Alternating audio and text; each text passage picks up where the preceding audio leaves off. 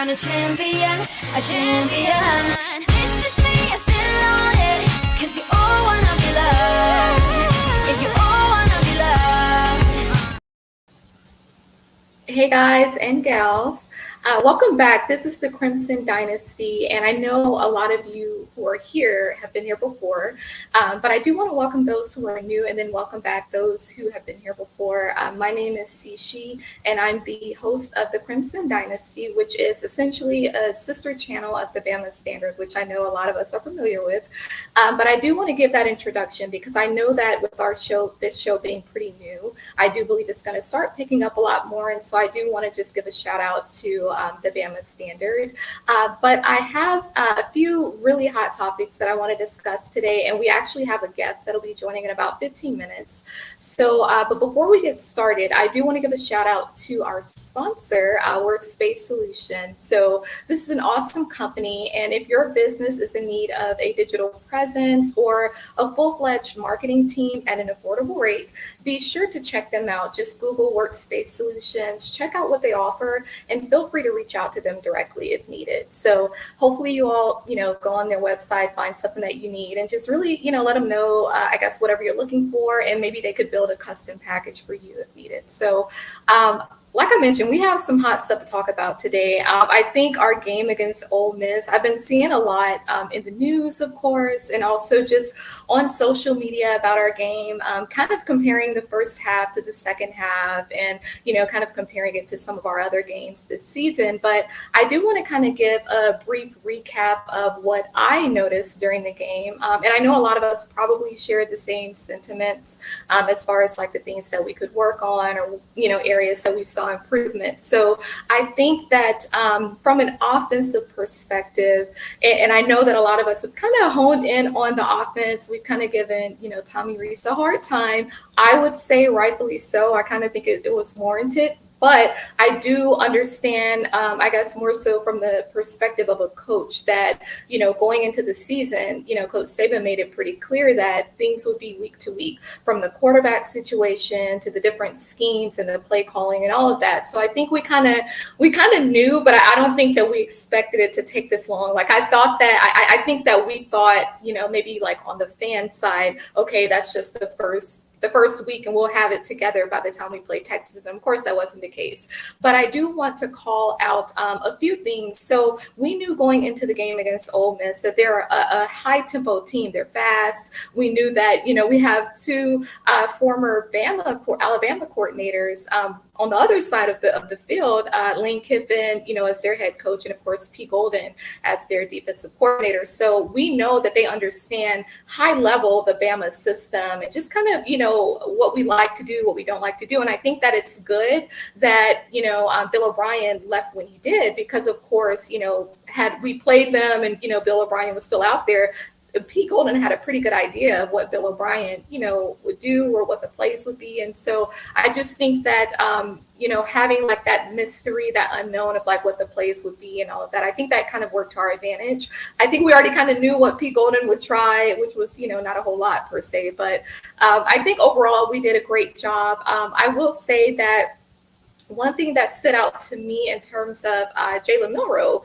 was his decision making. That was something that I called out when we played Texas. I didn't too much like the decision making that I saw from Jalen in the game against Texas. Now I understand it and I understand why there would have been a lot of nervousness there. There was a lot of hype around our game against Texas, and rightfully so. But one thing that I noticed that stood out pretty quickly to me in our game against Ole Miss is that Jalen Milroe's, his decision making was a lot better, to the point where it was noticeable. I didn't see a lot of nervousness that I saw in the game against Texas. And one thing too, especially when I talk about his decision making, when we played Texas, I noticed that when he would kind of scramble, it would almost be him kind of losing time trying to find an open receiver. Where my thing with Jalen is that you're a dual threat quarterback. You have something that other quarterbacks don't have. You're really good with your legs. you're fast, you're strong. So use your legs, in that type of situation,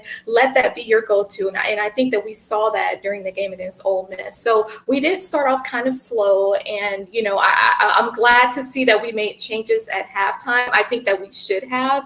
I do think that I think Jalen got sacked, I believe, in the second quarter, possibly. But it wasn't what I saw. It wasn't due to the O-line per se. One of the sacks that I saw, it was more so, I think, a tight end that was supposed to, he missed his block.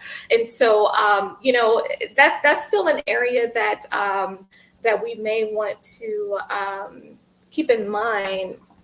Let me just respond to something, but that's something that I think that we need to keep in mind. I know we've given the O-line, a hard time, but I do think that we need to just, kind of show them some grace. And speaking of which, I do want to highlight Tyler Booker. I know that this week he was named as the SEC Offensive Lineman of the Week. I think rightfully so. When you think about everything, just how he stepped up as a leader, even prior to the season starting. I mean, he's one guy who has stood out, and he's stepped up to the plate. I think that the guys need to have that voice in the locker room. They need someone who's not afraid to speak up and to hold the other guys accountable. So I do think that because we have more stability now at the quarterback position, we're going to see, I think we're going to see more guys kind of step into a leadership role, even if it's more so amongst each other and not necessarily vocal, in the media or whatever the case may be. So I do think that, we need to keep all of that into perspective. So I think we have Coach Smook, actually. I know a lot of you are familiar with him. He is very, prominent again, amongst the Bama Standard family. I've spoken with him before. He's very knowledgeable. He used to coach football, actually, Senator Hines, and he's the co-host of the Bama Standard. So I do want to go ahead and bring him on. Coach Smook, let's see.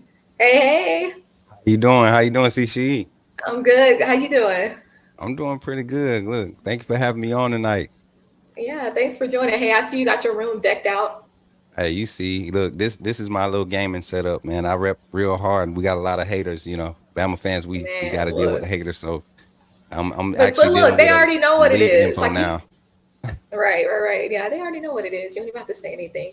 No, it's good to have you here. I think we share a lot of similar views, and I think we see now. You've coached, so you see it from a completely different perspective. Now, I haven't coached before, but to me, it's not rocket science. Like, I'm looking at it now, and I think I do look at it a little bit more from an analytical perspective. But and we have Willie play some. Oh, you play the keyboard, Coach? Yeah, I play a little something. I try to do a little something. Yeah, just a little bit. I used to play. That's crazy. I was telling when Justin was telling me about you, I was like, yeah, she feisty like me too. I said, I don't think you want us on the show together. We might chase some people away, man. Hey, I think in the first couple of episodes, I had said before to the fans, I was like, look, y'all, like, I try to come on here and act like I got some home training. Yeah. But I'm gonna start cutting up soon. I'm trying to keep it together, Right. But the way they played this past week allowed you to calm down a little bit, huh? It did, but I feel like it turned me up even more. Like that second half on both sides of the ball, I was like, wait a minute. I'm like, where has this been? Now, imagine if we would have played like that all 4 quarters.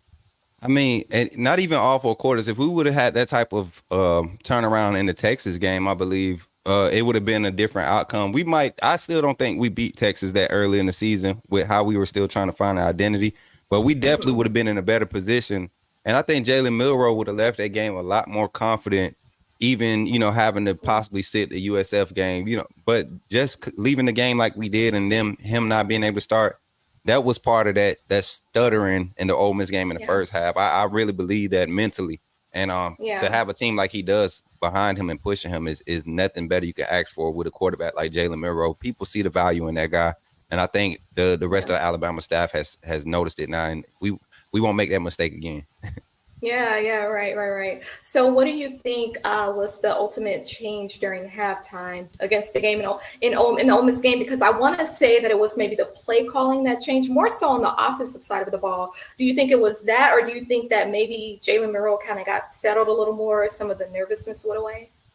I think more so of the settling. It wasn't necessarily the play calling because I believe we stayed as balanced as we could, as consistent as we could in the first half. There were a lot of Yeah. plays, like you were saying earlier, right before I got on. You were talking about how um, one of the sacks wasn't really on the offensive line. He was that clock was kind of speeding up in his head a little too fast on a Right. few of those early drives. And I feel like, that's where he paid attention to. He was able to go to the sideline. And a lot of people discredit Tommy Reese and still being in the booth, but that phone conversation makes a difference every time he goes back and he's missing a play by an inch. He's able to calm down. And us being at home also helped him, it's just a whole different mentality you got to have, and I think he was able to imply those things really quickly, and it showed on the field. Adjustments were made every Yeah. drive. Exactly, exactly. That was the thing that stood out to me. Now, I remember last week when we had Corey Miller on the call, he made a point. He said one thing that it's going to take for us to beat Ole Miss and beat them convincingly was our defense. They're going to have to step up and they're going to have to be physical all 4 quarters. I feel like they did that, and I feel like they kind of, when I saw that second half specifically, to me, when people ask, is the Bama standard back? My thing is like, we don't even have to say yes. They saw it. Mm-hmm. How do you feel about that? I'm right there with you. Not necessarily. I'm not all the way sold and bought into it yet. I want to see more consistency through. Yeah. People do games. I do quarters. We haven't given up a touchdown. Ole Miss was the first touchdown we had given up in 6 quarters or something like that, dating back to a touchdown. That's we were playing. We had played strong. We played some strong defense these past 2 games. And I mean, Yeah. honestly, this whole season, we've seen the defense Yeah. consistently improve, and their Yeah. intensity is what is setting the tone for this team.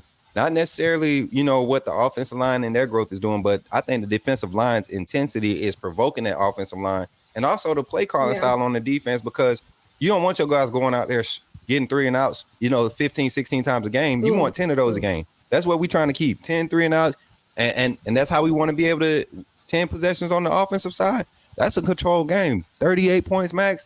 I'm good with that all season. Yeah, I agree. And that's the thing too. I think that when you look at this season and you compare it to the last few seasons, I mean, you go back to, maybe when we had Jalen Hurts or even to Bryce Young, where we were so used to those high scoring games in a sense, to where I think to some degree, especially the last 2 years, I would say it kind of overshadowed some of the areas that we needed to work on, but I think this season in particular, and it's more so just because Jalen is a different type of quarterback, and nothing is wrong with that at all. I think that that's probably a good thing because certain teams have kind of gotten used to the style of play that we had going on. But one thing that I thought about is the last couple of seasons, when it came to adversity. Of course, you have it throughout the season, but the last couple of seasons, it was more so at the end of the season, kind of to the point where you don't really have a lot of time to make the adjustments that you need to where it can get you, to the finish line. But I feel like because it was kind of the opposite this year, where we faced a lot of that early on. I mean, we've been in the mouths of everybody. We kind of live in these haters' heads, right? I think the fact that we faced that early on, and because we know Jalen is a dog, my thing is, I feel like that's going to work to our advantage, even though we have 7 SEC games back to back. I think it's going to work to our advantage, and I think we're going to wow people. What do you think? I think I'm right there with you, because people have already put that label on us that we're not the standard anymore. Bama is no longer the dynasty. All of this craziness, but they're not paying attention to the numbers. Everybody want to give these recruiting numbers respect when it comes to Georgia and Florida State and LSU and Texas. We have right now the highest rated classes talent wise starting at every position. There is nothing less than a 4-star starting, a high rated 4-star starting at every position at Alabama, minus the 2 graduate transfers who coming out of the portal were in the top. One was the number 1 safety coming out of transfer portal, and then I think Trey Amos was the number 3 cornerback out of the transfer portal. So we got quality on both sides. I just don't see how this narrative, because we become competitive. People have been able to compete with us because of a lack of coaching. It's a question for the panel. Y'all think the showdown with LSU November 4th has the makings of college football playoff elimination game for Bama? Praying we don't suffer another loss by then. Roll Tide roll. You want to answer that first? I'm gonna answer that, and it's funny that, and thank you for the question. It's funny that you say that because I was actually looking at some stats today of LSU. I kind of looked at like their game, the first game against Florida State that they lost, but then kind of how they turned it around so quickly. And one thing that I was thinking, I was kind of looking at the standings in the division, the SEC divisions, and I was like, man, they got us right behind LSU. What they're going to do, they're going to hype up that game against LSU, and they're going to say, it's going to be a lot of noise. So the guys need to go ahead and start preparing for that. I believe we may have a bye week before that. But what I will say is that I'm thinking that we're going to continue winning. We're going to win the rest of the games leading up to LSU. I think that that's probably going to be, I'm thinking like a 2011 where that game was low scoring, right? I mean, we have to, their quarterback, he's good this year. He got that experience. I think that, and he definitely has chemistry with his guys. But I do think that that's going to be one of the key games because I definitely think that, when you really look at the SEC championship and going forward, when you really get down to the Final Four, it is going to come down to how the West was won. Alabama and LSU. Right. It goes back to 2011. I mean, and that was one of the reasons why they introduced this whole playoff system. They didn't want two teams from the same conference, let alone the same division. But you can't control that because if you're the best team, you're the best team. So I think that it probably will. Assuming that Alabama and LSU win out until we play that game, that matchup, I think it could get out. I think it's going to get down to that actually. Yeah, I honestly, I see more issues with LSU that are being hidden because of how much attention is on Alabama. And people have Jaden Daniels isn't catching everybody off guard this season. He caught college football by surprise with his ability to transition from I think came from Arizona or something like that, a weaker conference and come into LSU and just was plugged in and it worked out perfect for him. The system, they called a system around him that it worked to his advantages. We don't have a Pete Golden calling the defense, and the type of aggression that this defense is displaying and the aggressive play calling style that Pete Golden displayed the whole game. A lot of people don't want to give him credit for the first half because a lot of times your pressures are not going to be noticed early in the game. Guys are still fresh. O-line still fresh. You got to see how they're reacting. You got to keep sending them looks to set different pressures up. And Kevin Steele did that perfectly. So I think you put Kevin Steele up against the OC over, I can't remember the guy's name, over at LSU. You get a different feel. We sat back and let Jaden Daniels pick us apart too much last season. We're not going to allow an athletic quarterback to sit in the pocket and be a quarterback this season. We're going to make you be an athlete because we have athletes that can kind of track with you. So I think Kevin Steele and that staff has noticed that. And a lot of teams we're going to see it this week against, because Will Rogers is sneaky athletic too. As much as he likes to let the ball go, they're going to run the ball and they're going to use his legs. So we're going to get a glimpse. And Jaden Daniels, he's not lightning fast. He's not lightning quick. He's just very decisive in his running style. And he's not a run first guy. He just, when he runs, he can be impactful. So I don't see them being as much of a threat late in the season. We get them late in the season when we should have our identity solidified by then.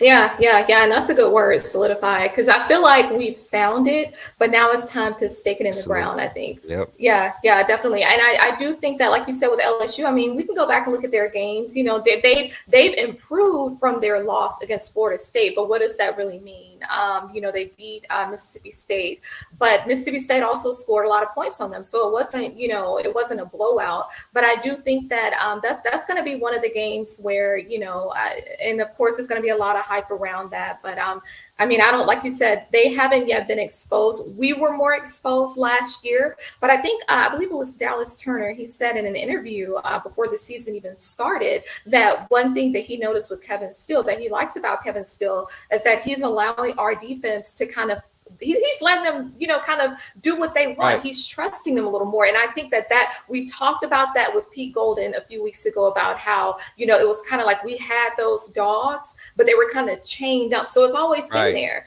and I think Kevin, he sees that and he's letting them do what they do best. So we're going to be all over them. Like they ain't doing nothing. I'm sorry. I don't see, like, this weekend, LSU has Ole Miss. They're going into Ole Miss.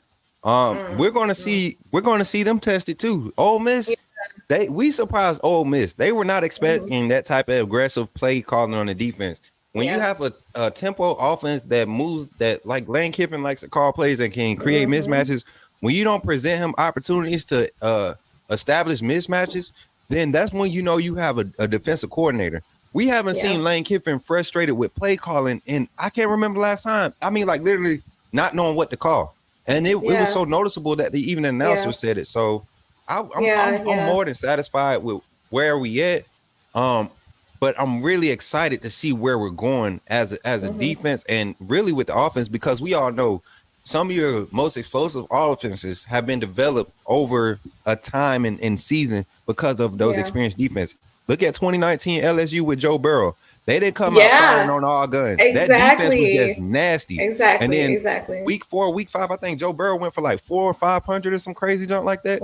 And then he had a six touchdown passing game. Like that team was built blueprint, kind of like this Bama team right here.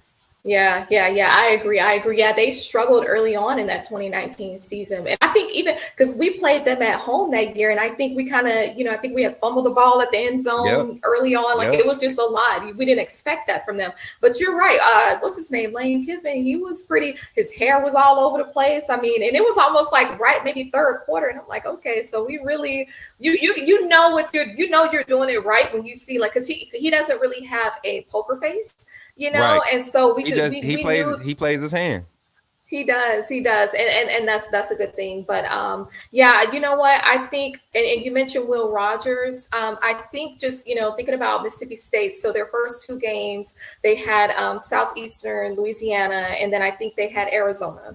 And so, of course, they put up some points there. And I really don't think it's kind of like an Ole Miss. I think they had like Mercer, Tulane. So they really didn't have a lot of competition. But then when you look at the 2 losses that Mississippi State had, LSU and South Carolina, and you kind of look at the numbers and like the way that Will Rogers, he likes to sling that ball down the field. And that was one thing I was going to mention too, is like, just look at his number. We can't give him time. Like we need to be physical the whole game. We can't give him time to throw that ball, because he'll sling that thing 70 yards, and he's pretty good with his arm. I think he had like 4,000 yards last year, 5,000 the year before. So I think that's going to be a key. But who do you think are going to be the standout players this weekend from our side?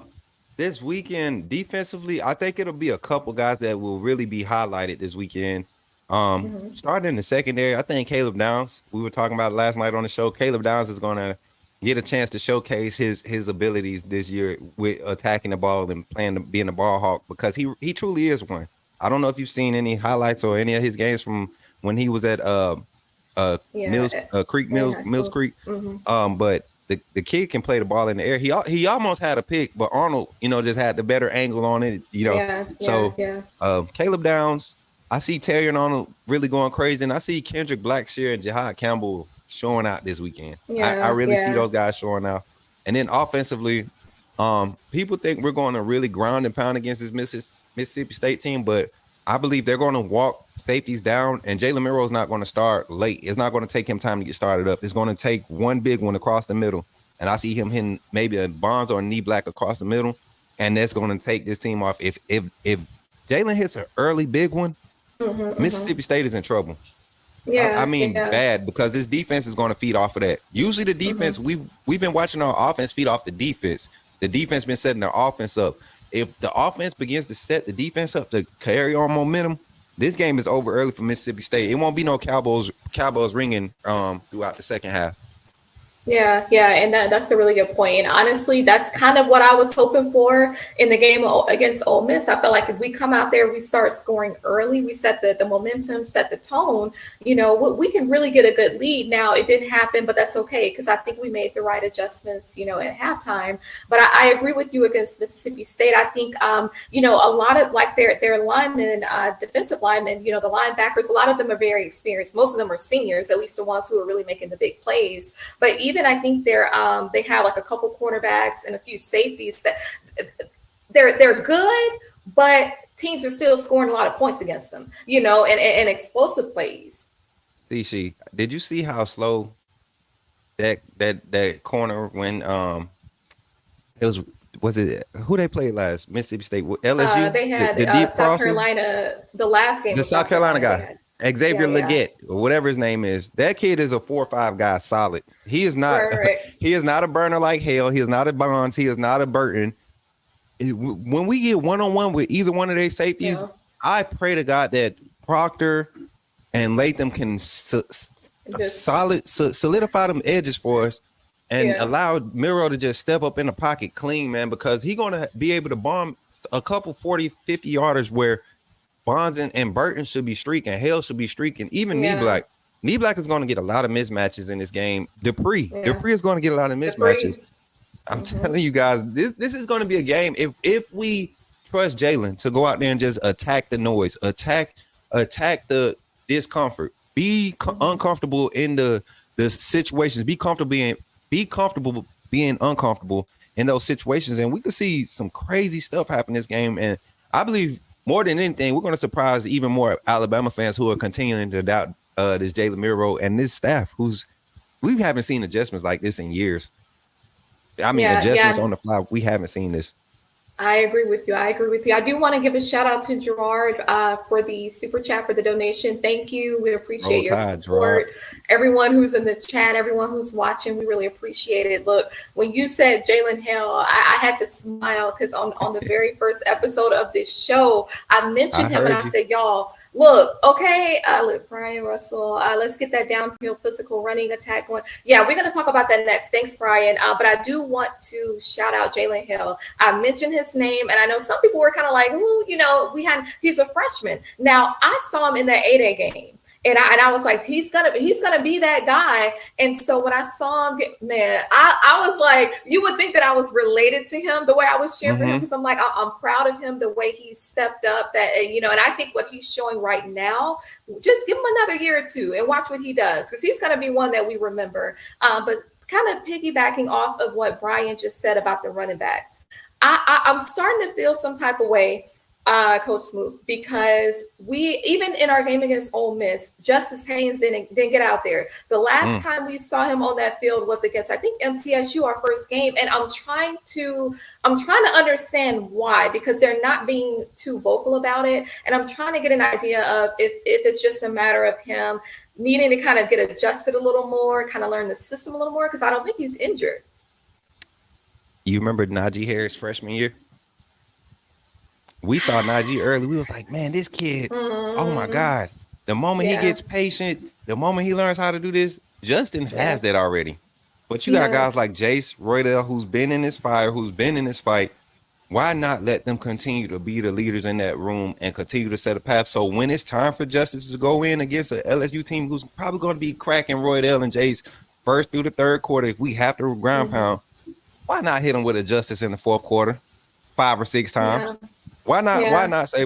Why risk him re-injuring or tweaking a small injury that, can easily, with the wrong hit, the wrong move, can be a major injury. Give him, because he's, from what I'm hearing and what I've been observing, he's still getting second team rotation. It's like 2A, 2B with him and Jam. It's not like he's down the depth chart. Richard Young hasn't passed him up as far as he's not doing scout team work. Jam is actually doing scout team work with Richard. So it's one of those things where it's just you see the value in the guy. That's like what we did with Tua. Y'all remember with Tua sitting behind Jalen, and he got in that Vanderbilt game, and we were trying to figure out why. As much as this fan base loved Jalen, we saw what Tua did in that 7 minutes of gameplay. He was able to put up 18 points. This is a place to be on Wednesday nights. The real Bama fans hit like and comment. See, she is a breath of fresh air in the world of Alabama football opinions. Great so she's. Hey, facts, man. I was when they hit me, I was like, we want to get out. Like, bro, she kind of hot right now. I can't even rock with. You know what I'm saying?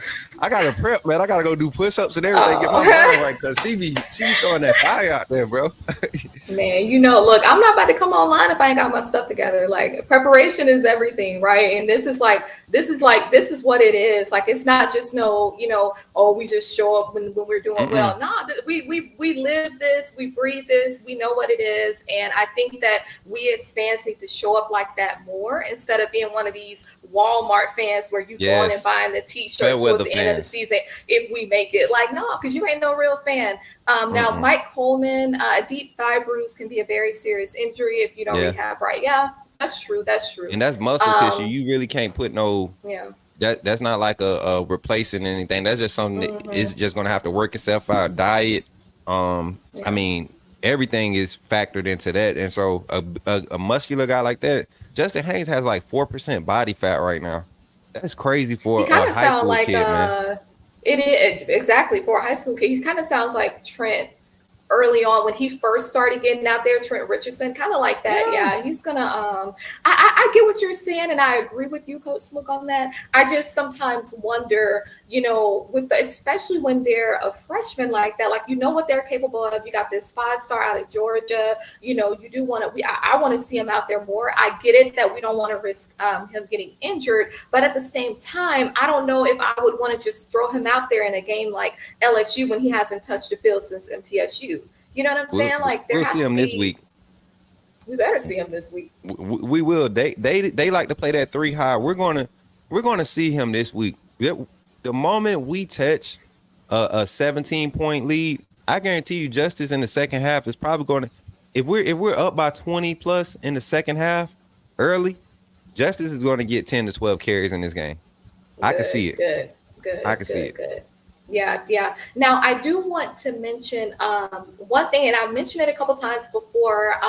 The depth at our tight end position. Now, honestly, I haven't seen this. I can't even recall when we had this, because even when we had OJ Howard and Irv Smith Jr., it wasn't like this. Like when you talk about Amari Niblack, CJ Dupree, we had Robbie Oots out there in the game too against Ole Miss, and he did pretty well. He had a good carry. He was out there blocking. So I think it's good that we're able to rotate them. But then we also have Miles Kitselman, but then the freshman Danny Lewis Jr. So I think in that regard, we definitely have to shout out Joe Cox, the coach at that position, because I think he's one of those ones who kind of fly under the radar. But from a recruiting standpoint, we've done a great job, because we even got those 2 guys coming in next year. I think Jay Lindsey out of Alabama and Caleb Odom out of Georgia. So that's just going to be more depth. So honestly, I think we can really spread it out. But what do you think about, maybe like the more double type formations, or just all the options that Jalen has? Like, what does Tommy Rees do? I mean, I think this past game, the way that the defense was being called and the alignments, I think it favored a lot of those 3 sets, the 11 personnel, which we saw a lot of with 1 tight end. But when we did go 12, we saw that was our most effective set, whether we were in the shotgun, whether he was at the pistol, or whether he was under center. 2 tight ends on the field for Alabama is a big thing. It's a big part of our offense. So I love the rotation that we have. Last game against USF, I saw Danny and Niblack, and then I saw Oots and Dupree together. And in this game, I saw Niblack and Dupree, and then I saw Oots and Dupree. So I'm loving the amount of rotation. I was saying this on the show last night.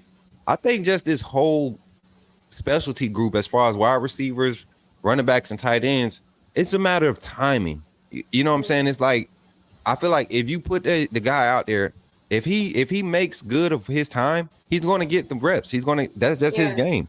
He just might have been in the right spot when coach reached back and said, we need a sub. And like Kobe Prentice and Kendrick Law, I feel like we need a slot. And he reached back, and whoever get touched first, that's who he throwing out there. That's what I feel like is happening at Alabama. And when you have situations like that, that's good, because you're not putting that pressure on somebody to be the go-to guy. Because right now everybody's the go-to guy. And so in the tight end room, we have that. I don't think any one of them have more than 7-8 receptions right now, which is ideal for the amount of plays we've done, the amount of receivers that are catching it. Oots, Dupree, Niblack, and Lewis all have a reception this season. You can't ask for more than that right now. Yeah, I agree with you. And that's why I say, people ask, hey, do you think we're going to have a 1,000-yard receiver? And I'm just like, that to me, that's 2 different questions. Can we? Absolutely. Will we? Maybe not. And that's just because we can spread it out so well across the wide receivers. I mean, even our wide receivers, and I have to give them kudos, because I'm seeing them. Look at Jermaine Burton. I feel like the way that he's been consistent this season, that lets me know that he's always had it in him. But the system that we had last year, it just didn't cultivate that. People have to remember that, when they're like going hard against the players, it's not just that. You have to look at, I mean, we got all this talent. Why do you think it's not working? Like it's not rocket science. Like a lot of times it's just it's not the right system. Maybe they don't trust the play calling, maybe, whatever it is that's going on. But I feel like our wide receivers, they've been getting better too, as far as creating that separation to some degree. Do you feel like you're noticing that too? I'm noticing that because, like you said, the play calling. It's hard to get a 18, 19, 20-year-old kid to go out there, 17 sometimes, to go out there and tell them last year under Bill O'Brien, all right, Bryce is going to call the protection. We have a set. In this set, you have to read the coverage at every position and determine what Bryce is thinking at the same time. And that's how our offense is going to flow, because we have all the athletic ability in the world to do so. No, you know what you're doing when you make guys think 70, 80% of the play, you're slowing them down. They can't stride. They can't worry about beating their guy because they're trying to worry about being on the right page. But now what's happening is, hey, you have a slant. If he's lined up at 12, you run your 4-yard slant. If he's lined up at 7, you take it a little bit deeper, get on his toes, and then make it break. Like, that's what we're seeing. Guys are playing fast because they know what they're doing. There's no question about it. And now that the quarterback is catching up to speed and seeing the same thing, it's only up from here. It's only up from here. I agree with you. We do have a comment from Randy Jackson. We put up points in the second half of every ball game. We need to get the first to match the second. I agree with you. I think that, and actually, Coach Smoot, we were just saying that, if our first half would have looked how the second half looked against Ole Miss, I mean, that would have been, we would have really probably blown them out. But I think that, 41. Just that adjustment. You know what? I was thinking 42. That's crazy. I was thinking 42. They would have had at most 3, possibly 7, if we would have made some mistakes. But I agree with you, and I think that that's where consistency comes in. I think that Jalen Milroe had to go out there, kind of warm up a little bit, get settled in, and that's why we saw those changes at halftime. And I do see Mike Coleman. What do you think of him? What do you think of using him like a Mike Allstott? Honestly, I think. I don't see any limits, honestly. Me neither. I feel like Oots can be just as effective as Dupree, Lewis, and Neblack. Like that catch, I don't think people realize that catch he made. He didn't know if the DB was coming to hit him low. He didn't know if he didn't know he attacked the ball coming across the field. That was amazing to me, man. Him and Dupree made some huge catches, and that's good for a quarterback like Milroe. Sometimes he's going to be an athlete and try to make late plays, plays that shouldn't be made, and to go and throw it to guys who are hungry and want to go get it and make those plays for you. That's big to have in the offense. We didn't have a lot of that last year. Exactly. We had Cameron Latu, but we have to remember too, last year with Cam Latu, I think he came in as a defensive end. So him even making that adjustment at the tight end position, like I said, we've never had this type of depth at the tight end position. Instead of Bama fans running their mouths and being negative, y'all should be like, what I see gold. I literally see us that we struck gold. And I think that other teams, these opponents, they're afraid. If they're not, they're gonna be, especially now that we found some rhythm. But I do think that, the Robbie Oots of the world, like you said, that play that he made, I mean, I don't think he attacked it, and he knew that's my ball. That's for me to catch. And so I like to see that. I think we're gonna see more of him. But I am curious though. So with Will Rogers, now I was looking at some of the team stats for Mississippi State, and I saw that just this season alone, he's already gotten sacked, I think like 11 times. So like 4 times in the game against South Carolina, 4 times in the game against LSU. I feel like because he's good with his arm and he's not afraid to throw that thing, he'll throw it in the locker room if you let him. I think that because of that, I want to see us be aggressive like we were against Ole Miss in the second half, or really the first half too, where we were rushing the quarterback. I think that's what it's going to take to slow them down early on. What do you think? I think you are right. I don't even know why people don't see it any other way. Like the way this team just finished this past game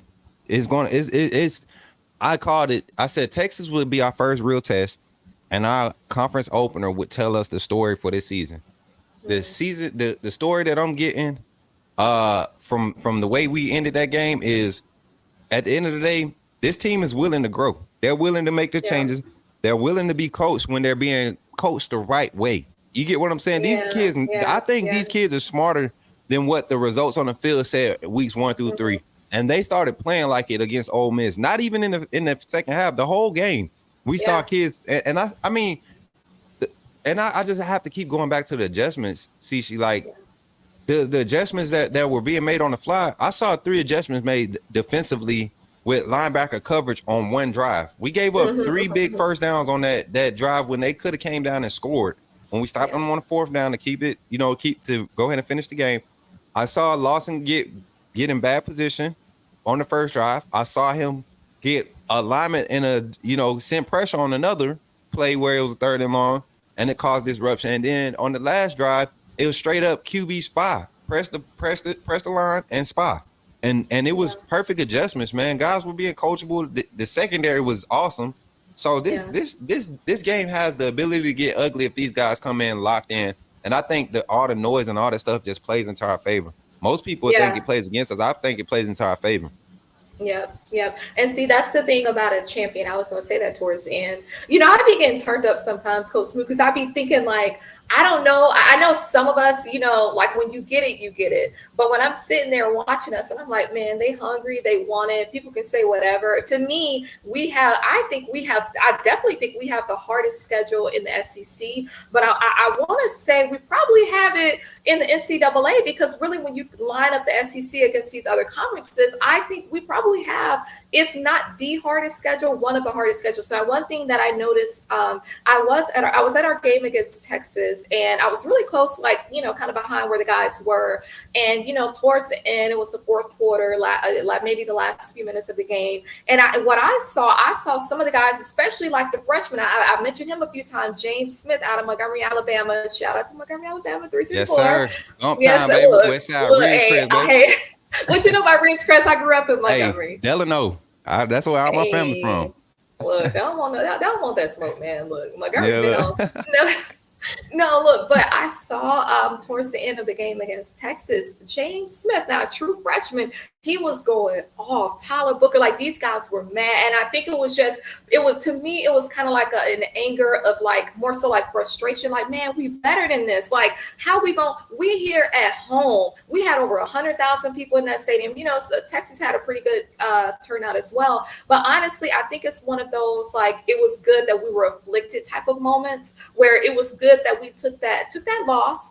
I think that, it was good that we took that loss early on, and that it was a little embarrassing loss. And I think that put like that fire under their coaches, like, hey, y'all better turn this around quick, because we don't play those games. Like, we were already pissed off with Pete Golden and Bill O'Brien, so y'all ain't got a whole lot of grace over here, But right. I mean, I don't know, Coach Luke. I know that you've been on for a while, and I'm not going to keep you on too much longer, but I will ask you. So give me 2 scenarios for this weekend. One scenario, let's say we get out there, we start scoring early. What do you think the score prediction would be? And then another scenario, if we kind of have a slow start in the first quarter, maybe pick it back up towards, midway through the second quarter. Scenario 1, we get out. They can't slow down Milroe and our offense. It's going to get ugly. I see Todd Simpson coming out second half of the 3rd quarter, being able to finally get some meaningful action and seeing some real play calling for him, like we did in the USF game, and in a different situation, similar situation, but different circumstances. So I think that goes a lot for it. So I'm looking at like maybe like a 55-13 type game. If we start early, like you said, if we they can't stop Milroe.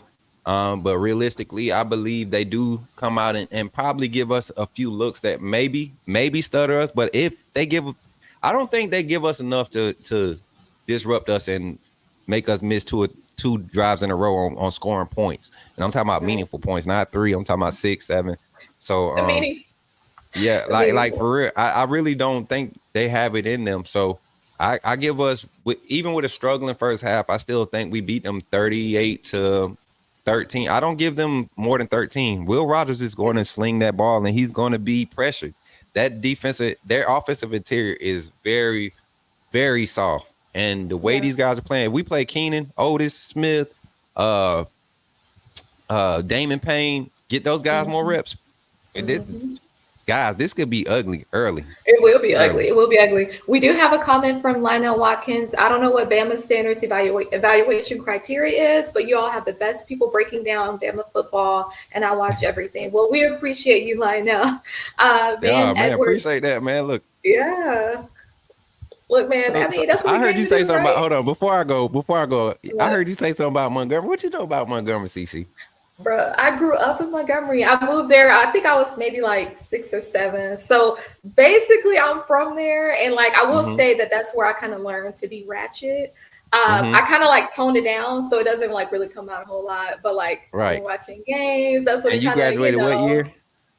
Oh, I graduated I think '07, Oh Brutech. So I seven. went to So like you went to it was Peter like a Crump. don't have me cussing on Oh, okay. Don't have me cursing. Okay. No, I went to high school. I went to Brutech, Brubaker Tech. So at that time, I think I had just been built. It was a magnet school. Yep. Yeah, we had like all the academies. So I was in the My engineering cousin went academy. there. Justin, what's Justin's last name? He's not a Gillis. But Tavares Jackson is my first cousin. That's why I'm Okay. tied. That's how my family, the Gillis, Ramsey, Jackson, Hines, we deep ties in Montgomery. I think my uncle, he's still like a probate judge or something down there. And my aunt, she's Okay. still at the university, ASU. So Yes, it's yes. Montgomery's home for me. So but Yeah, yeah, yeah, yeah. TC, it was Well, they fun, look, man. look. Yeah, yeah. They got GC coming through. I want to say it's maybe like the third week in November. So I've been kind Mm-hmm. of working around that too. But we do have another comment, Coach Uh-oh. Smook. How are Bama wide receivers performing, and what do you think they should do better to improve to be dominant? Look, this wide receiver group, if I wanted to see them improve right now, I just want to see them get more chances. True. We saw early in the game against Texas where Milroe was being forced out of the pocket early. Some was protection, some was just, just not being comfortable with the play calling. But there were opportunities there, and I'm going to continue to stand by that because we're going to see Milroe grow into what I was talking about. Those levels of progression you should be at as a third year QB in the program. So Mhm. um, I really feel like the receivers haven't even been able to get the opportunity to show their weaknesses because of how consistent they've been playing. Hey, Don Parker, shout out $5. Shout out Hey. Ridgecrest, Sidney Lanier. My dad Okay, class of Lanier. Lanier 84, baby. And my mom Okay, Rich 85. So Chris. Hey, hey. No, but speaking, I want to mention something. I'll let you go. But one thing about Jalen Milroe, you were mentioning the progressions, knowing when to throw the ball away. Because I think we had some negative yards on one play, just kind of being in the pocket a little too long. And I think he got sacked. And yeah, it was a negative drive. And that was something that I'm like, okay, I'm seeing improvement in terms of the decision making, but I do want to see, even in that regard, even the vision downfield, that mm-hmm. one play where he got hit. And I think that pass was to Jalen Hill. That was a touchdown. I mean, Yeah. it's just that, but with consistency. And I think that's it. That's all we need. That's all we And he need. and he held that But one like a split second too late. Like hell was open yeah, second phase there. He didn't let that go to third phase. And that was a small thing that I see him making adjustments on because yeah. even on Burton, he didn't let that. He let Burton's ball go in third phase. He could have let that go in second phase. So I love his growth, his steady growth every drive. I love his team's growth. Yeah. I like the coaching staff there intentionally on the sideline and starting to show up. I see players holding each other accountable. This is starting to feel like being a Bama fan of the dominant days when we Yeah. knew and we probably weren't going to score 50, but we knew we was going to keep them from scoring 20. And we can get Yeah. back Yeah. we can get back to that in these day and ages of college football. We're setting ourselves up for a good championship run. I agree. I agree. Well, it's been a pleasure to have you on, Coach Smook. I really appreciate it. Look, Sure. when we're going to talk about some football, we're going to really break it down. But I want Yes, to yes. mention that your show, you have the final whistle that comes on every Tuesday night at 8 p.m. Central, 9 p.m. Eastern. So, Right. of course, a lot of the people that are watching right now, I'm sure they tune in there. But do you have anything else that you want to promote, like your socials or anything like that? Oh yeah, everybody here, most of the people here, I see all my people in the chat. Al, shout out Al Hey. Sanders, Chief 18. Shout out to you, man. Roll Tide, Brian Russell, James Knox in the chat, man. Everybody, Van, my guy. I purposely don't read Van's comments, and he'll tell you why. But tomorrow on this channel, you guys know we got the live game preview, Alabama versus Mississippi State. We're gonna do NCAA revamp style.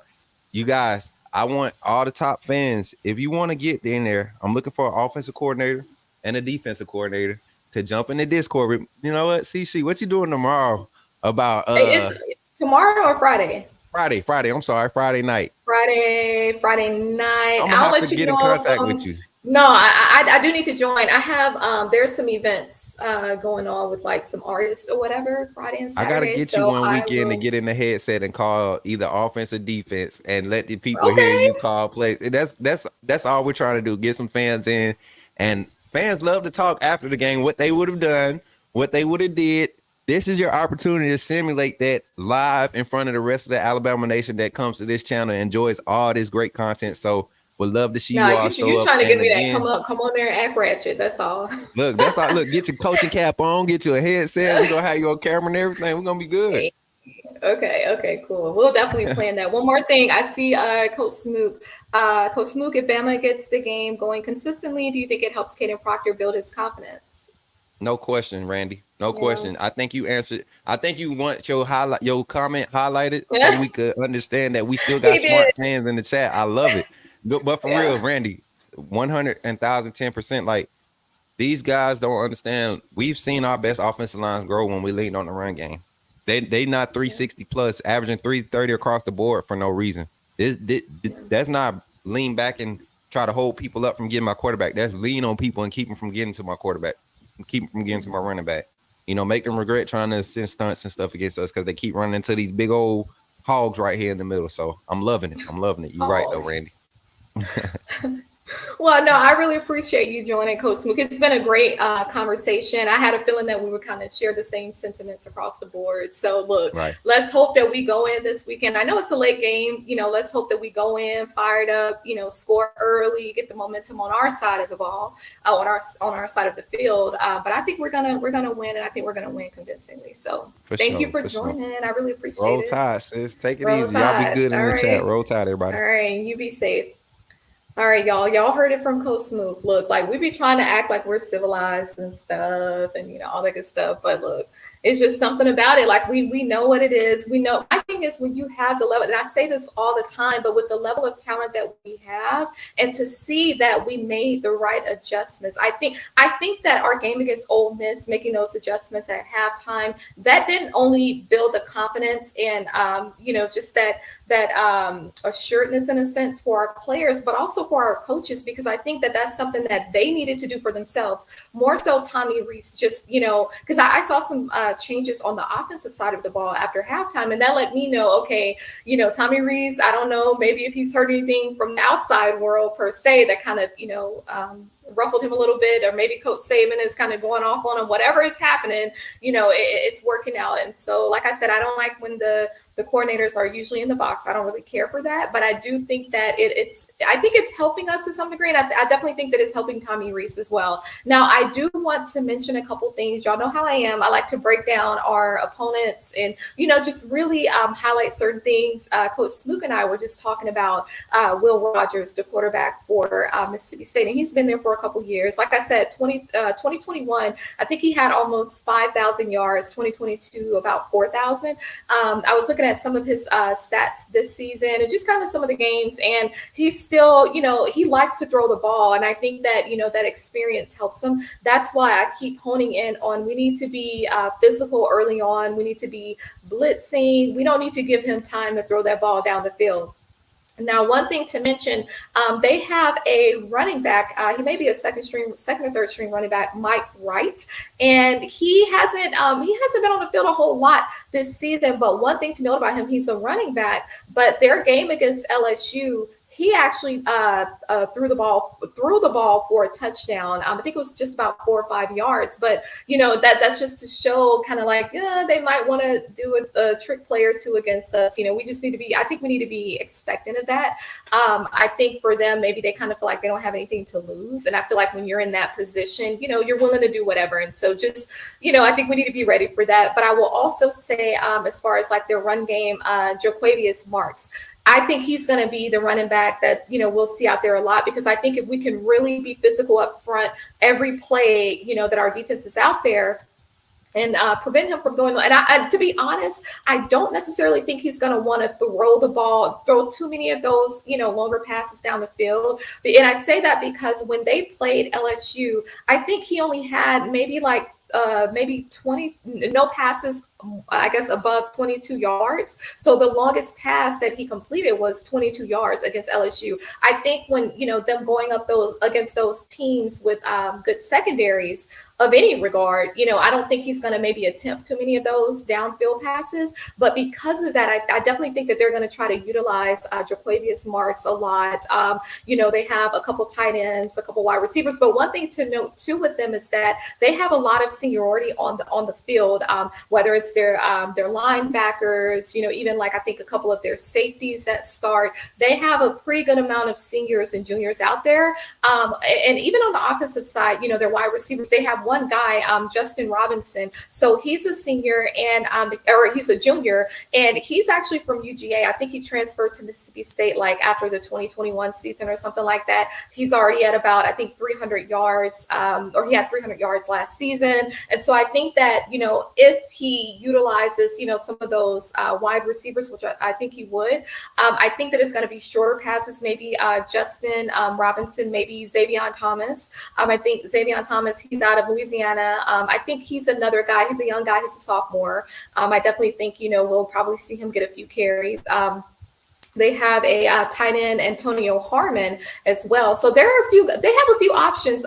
Creed Whitmore, Jordan Mosley. They have a couple guys I've been seeing them kind of rotating them in and out, but definitely against LSU, they knew not to play with LSU secondary like that. And I think it's going to be the same with us. So just expect he may try. I think Will Rogers may attempt a few passes, downfield, but I think overall what he's going to do is probably go to, Jaquavius Marks or Antonio Harmon, maybe a couple receivers in terms of those shorter passes. So I just think we need to be physical all night as far as the defense. Do not give him time to throw that ball, because he's not afraid to throw it, and he can be pretty accurate with those long, over 60 yards, 70-yard plays. And so, and one thing too, the linebackers, the whole defensive line that they have, a lot of them are seniors. And I think because of that, even though they've been allowing a lot of points this year, I still think that having that experience, it makes a difference. Even LaDedrick Griffin, he's already almost at about 300 yards. I think he had 300 yards maybe against South Carolina, LaDedrick. And so, that's just something to keep in mind when we see them kind of rotating guys in and out. Like I mentioned, the running back, Mike Wright, he's a running back, but he did get a touchdown as passing the ball, 4-yard touchdown against LSU. So I just think that when they know going up against those SEC teams, particularly the West, that they're going to have to kind of be a little more creative with their plays. I think in terms of our offense, we will get tested to some degree, more so from their secondary. I think when you look at some of the seniority that they have on the field, the experience, they have DeCameron Richardson. He's a really good cornerback. So I think that, he's probably going to be covering us pretty well.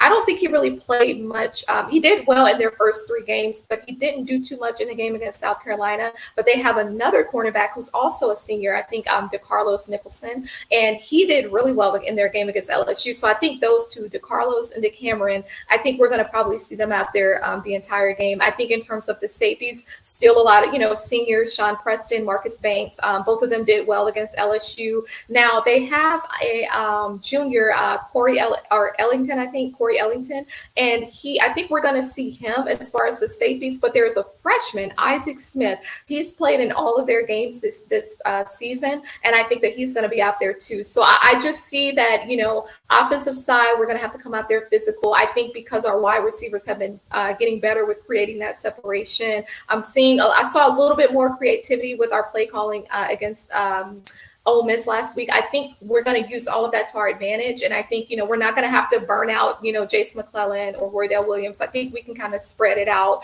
get CJ Dupree's hands on the ball. Of course, Isaiah Bond. I was glad to see Kendrick Law out there, getting a couple carries too, and not just on special teams. So I definitely want to see him out there more too. And then it was good seeing Justin Jefferson out there last week as well, on the defensive side. But that's just my take. And thank you, Van Edwards, words. I appreciate it. You know, like I said, I'm very analytical. I hope it's not like annoying to y'all, but I like to kind of like watch the games as a fan sometimes, but also just kind of really breaking it down and kind of understanding, you know, why they did what they did or what could they have done better in a sense. So I think it'll be a good matchup. I think it'll be a good test. And I definitely think it's going to be a good test for Jalen Milroe. You know, when we have, I guess, like the Texas A&Ms coming up in different games, Arkansas, of course, Tennessee before our game against LSU. So I think we're going to get tested to the degree where if we need to make more adjustments, we'll have a little more time before we play against LSU. So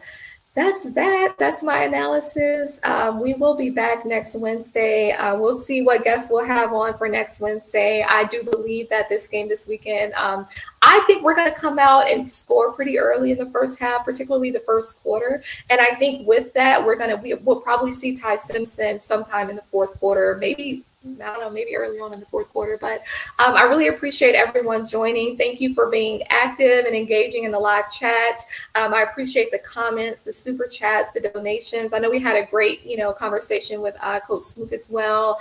I see David Hopper, great show. Sishi, you're very knowledgeable of the game, not just Bama, but our competition as well. I'm enjoying your spot very much. I really appreciate it. Thank you, David. I really appreciate you joining. And that, to me, that's a part of it. Like, it's not enough to just know Bama football. Like, we need to understand who we're going up against so we can understand and know how to beat them. And so I like, and that's why I say for me, of course, I'm biased for Alabama, but I like to see these other teams, even across other conferences, the Notre Dames, the Colorados, all of them, Penn State. I want to see, who even got, teams that we could potentially play, because I still think SEC championship game, December 2nd, I believe we'll be there, and national championship in Houston, January 8th. So y'all go ahead and get y'all hotel rooms because we're going to be there. But I really appreciate y'all joining. Thank you for just engaging and being loyal fans. And roll tide roll. We're going to win this weekend. We're going to have us a good discussion for next week. So have a great night and be blessed.